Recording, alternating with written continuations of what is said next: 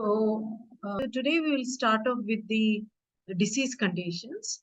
So let us see about the disease conditions affecting the gastrointestinal system.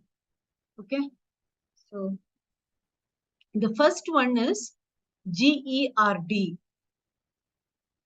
That is gastroesophageal reflux disease.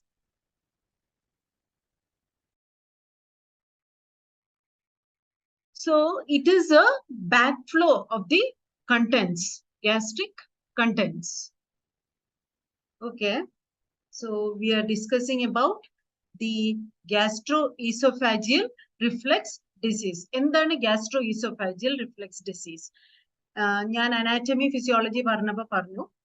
At the end of the esophagus, you have a sphincter. Okay, usually it remains closed. ഇപ്പൊ അതിന്റെ ഒരു incompetence അല്ലെങ്കിൽ അതിന് മര്യാദയ്ക്ക് close ആവാൻ കഴിയാത്ത ഒരു അവസ്ഥ അതാണ്. That will what does it result in?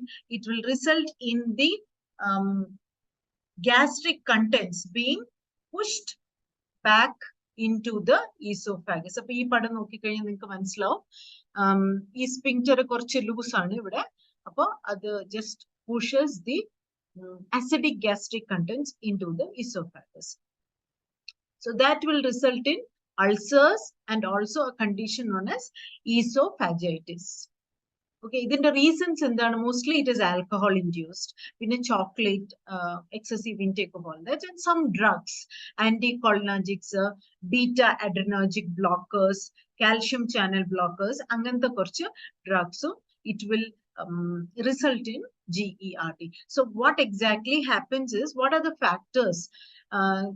So these things, these etiology, what it can do is, it can decrease the motility of the esophagus, or it can cause a dysfunction of the sphincter here, or delays the gastric emptying. Stomach innulla acidic content താഴേക്ക് പോകുന്നതിനെ delay ചെയ്യുന്നു. അങ്ങനെ മൊത്തത്തിൽ it will result in the flowing back of the acidic gastric contents into the esophagus. Okay, other factors include drugs like already drugs പറഞ്ഞു, anticholinergics, beta adrenergics, calcium channel blockers. ഇത് കൂടാതെ തന്നെ diazepam, morphine, nitrates, ഇങ്ങനത്തെ medicines. പിന്നെ fatty foods, then nicotine. You know, if you smoke, then the presence of nicotine results in this. Then use of peppermint and spearmint, and tea and coffee intake. So these are some of the factors which will result in GERD. What are the clinical features? So the patient comes to you and tells you, എനിക്ക് നെഞ്ചരിക്കുന്നു, നെഞ്ചരിച്ചിൽ എന്ന് പറയും, നമ്മൾ heartburn or pyrosis, then epigastric area pain and indigestion, എപ്പോഴും ഇങ്ങനെ ഏമ്പക്കം വിടുന്ന ഒരു condition ആയിട്ട്, regurgitation and nausea. Then because of this acidic content, gastric content getting into the esophagus, they'll feel pain, okay, while swallowing. So dysphagia, odonophagia. Then hypersalivation, ഒത്തിരി saliva form ചെയ്യുന്നത്, talism എന്ന് പറയുന്നത്. And nocturnal cough. കിടക്കുമ്പോൾ എന്താ പറ്റുമെന്ന് വെച്ചാൽ ഈ acidic content ഉണ്ടല്ലോ stomach ന്ന് നേരെ esophagus-ലേക്ക് വരുമ്പോൾ it will come till the throat and it causes irritation to the mucosal area, mucosa in that area, and it results in chronic cough actually during night when they lie down. And wheezing and dyspnea can result because of the irritation. Then hoarseness and sore throat, a constant irritation, you know, it changes your voice and even the throat soreness and feel, and a sensation of lump in the throat. Then people may get chest pain.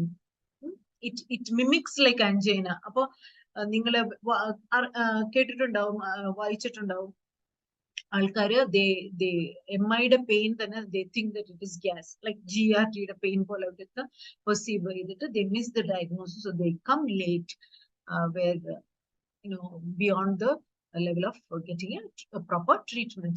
So chest pain, it looks or mimics like angina, radiating to the back, neck and the jaw. And But the difference is that it is relieved with antacids. അപ്പൊ antacid കഴിക്കുമ്പോൾ ഒരു ജെലൂസിൽ കഴിക്കുമ്പോൾ അതിന് മാറിക്കോളും. പക്ഷെ cardiac pain അങ്ങനല്ല. Coming to the complications, നേരത്തെ പറഞ്ഞു esophagitis, inflammation of the esophagus, പിന്നെ Barrett's esophagus എന്ന് പറയുന്ന ഒരു സംഭവം ഉണ്ട്. എന്ന് വെച്ചാൽ ഈ കോൺസ്റ്റന്റ് ഇറിറ്റേഷൻ കാരണം ഈ ഈസോഫാഗസിന്റെ സെൽസിൽ തന്നെ മാറ്റങ്ങൾ ഉണ്ടാവും. So it changes to columnar epithelium and it's actually a precancerous lesion. അപ്പോൾ ഈസോഫേജിയൽ അഡിനോകാർസിനോമ ഒക്കെ ഉണ്ടാകാനുള്ള ഹൈ റിസ്ക് ആണ് ഈ Barrett's esophagus വന്നു കഴിഞ്ഞാൽ.